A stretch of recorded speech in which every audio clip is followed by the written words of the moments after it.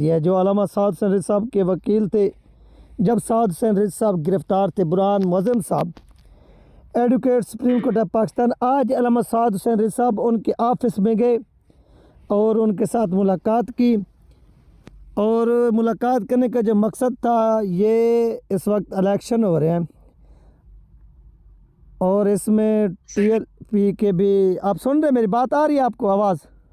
बिल्कुल आपकी मैं बात सुन रहा हूँ, आप अपनी जो है हाँ, वो जारी रखो। लाहौर बार सदर के जो उम्मीदवार अदीब असलम भंडर साहब, वो भी उनके साथ मौजूद थे और बुरहान मुअज़्ज़म साहब ने साद हुसैन रिज़वी साहब के दस्त अक़दस का बोसा लिया और मोहब्बतों का इज़हार किया। हमने, लोग मुझसे ये बार बार मैसेज कर रहे थे कि क्या बुरहान मुअज़्ज़म साहब जो हैं वो टीएलपी के किसी नशिस्त पर इलेक्शन लड़ना चाहते हैं, या वो कोई इमरान खान का पैगाम लेकर पहुँचे हैं, या इस तरह का कोई सीन है। तो लोगों के लिए अर्ज़ ये है, इस बारे में आपके पास क्या इंफॉर्मेशन है, जो लेटेस्ट इंफॉर्मेशन हाँ, है इस बारे में, ये जो बुरहान मुअज़्ज़म साहब के बारे में आप बात कर रहे हो, जो आपका वो भी रह चुके हैं, वकील, लॉयर भी रह चुके हैं बिल्कुल बिल्कुल, रिज़वी साहब के, लेकिन उन्होंने ये बात, आपने जैसा कि कहा कि उन्होंने जो है जमात को छोड़ दिया था और आगे जाके पीटीआई को ज्वाइन कर लिया था। बिल्कुल बिल्कुल, ये तो पीटीआई के यानी मेंबर है। हाँ,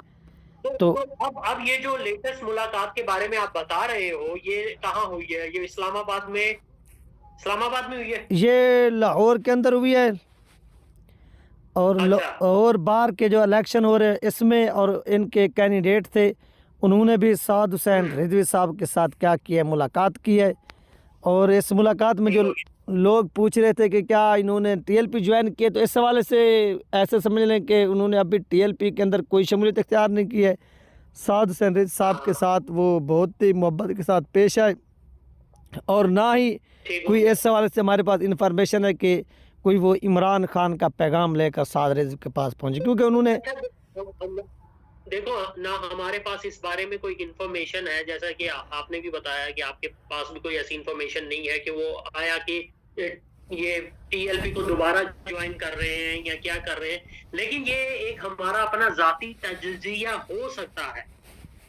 जी जी, जो आपके जितने भी बेहतरीन उनसे रवाबित रहे हो, ठीक है ना, बहुत अच्छे उन्होंने वकालत आपके बिहाफ से की, वेल एंड गुड, ठीक है ना, लेकिन जब उन्होंने आपको एक दफा छोड़ दिया ना, तो अब उनको, अगर वो इस नियत से वापस आ रहे हैं क्योंकि वो देख रहे हैं कि भाई एक ट्रेंड चल रहा है, ठीक है ना, और दूसरा जो पीटीआई का जो है वो ग्राफ जो है वो बिल्कुल जीरो कर दिया गया है और हो गया है वो, क्योंकि इमरान खान की कुछ हरकतें और ये जो इमरान खान के जो इमरानडूज हैं उनकी हरकतों की वजह से जो टीएलपी का ग्राफ है वो काफी नीचे, बकौल इनके ये एस्टेब्लिशमेंट के, कि वो नीचे चला गया है, ठीक है टीएलपी, ना। तो अब पीटीआई का, हाँ सॉरी पीटीआई का सॉरी।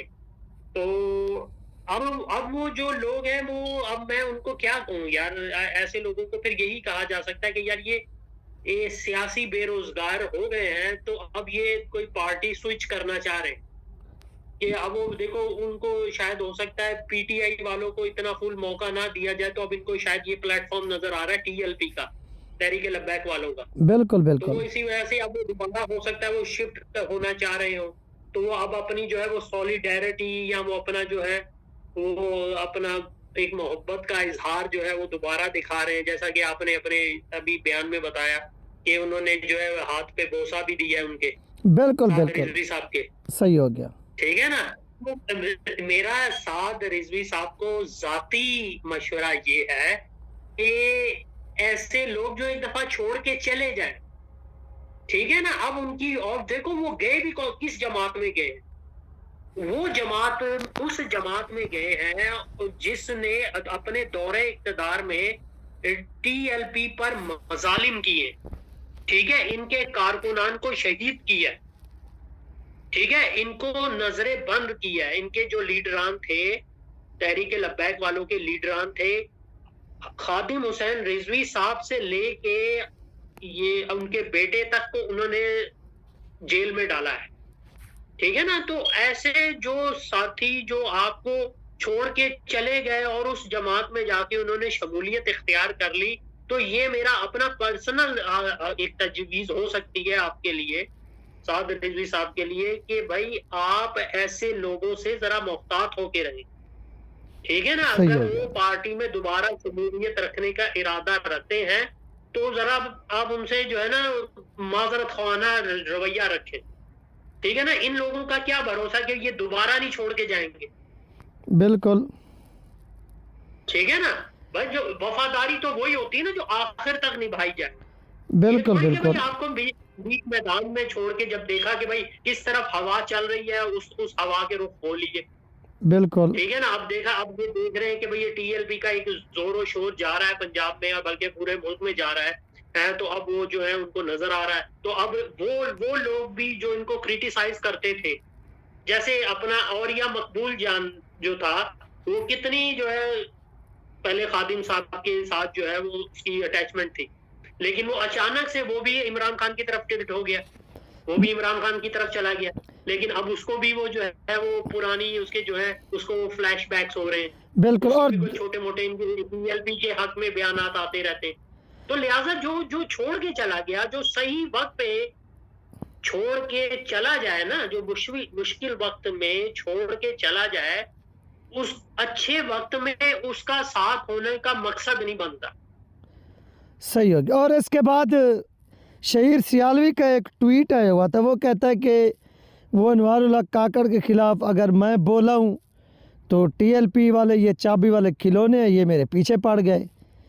तो अच्छा नहीं, तो इसने चाबी वाले खिलौने जो है ये किनको कहा है? पूरी जमात को कहा है? पूरी जमात को कहा है।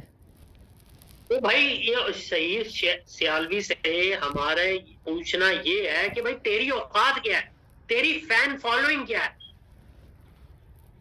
सही हो गया। 10 बंदे लेके तो एक जगह जाके तो नारे लगाने शुरू कर दे, तो इससे ये थोड़ी होता कि तू एक बहुत बड़ा अजीम लीडर बन गया, ठीक है ना। तो ये भी जो है वो ये वही शख्स है ना जो किसी दौर में खादिम हुसैन रिजवी साहब के पीछे खड़े हो गए, बिल्कुल पीछे। सोशल मीडिया पे इसकी वीडियोस मौजूद हैं जिस पर ये मस्जिद की प्लास्टिक वाली टोपी लगा के खड़ा होके बीच में पीछे नारे लगाता होता था, सही है। ठीक है ना। इसने फेम गेन किया यहाँ से।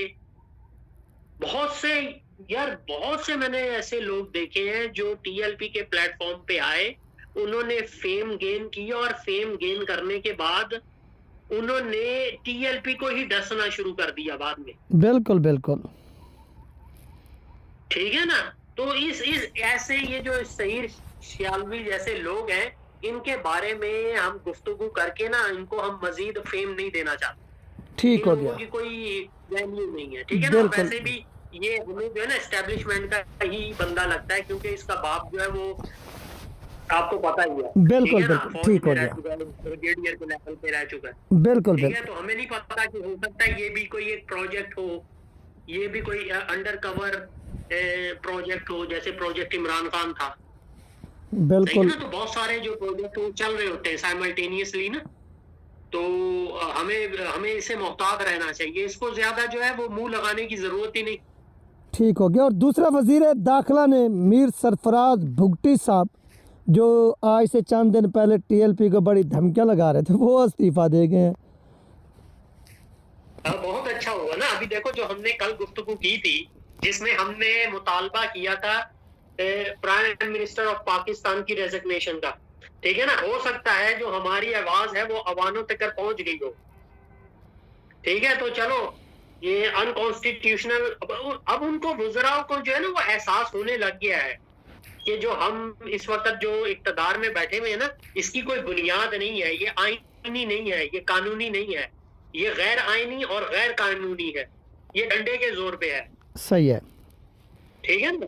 तो हो सकता है कि उनको गैरत आ गई हो तो वो इस्तीफा दे दे। इसी तरह काकड़ साहब को भी चाहिए कि वो अगर सहूलियत का इतना ही उनके दिलो दिमाग पे असर और रसूख है ना, तो वो रेजिग्नेशन दे के ना इस प्राइम मिनिस्टरशिप की पोस्ट से, तो वो कि किसी मीडिया हाउस पे बैठ के तो सहूलियत का प्रचार कर सकें, ठीक है ना। क्योंकि ये जो पोस्ट है ना प्राइम मिनिस्टरशिप की, ये बहुत सेक्रेड पोस्ट है, बहुत मुकद्दस पोस्ट है। सही है।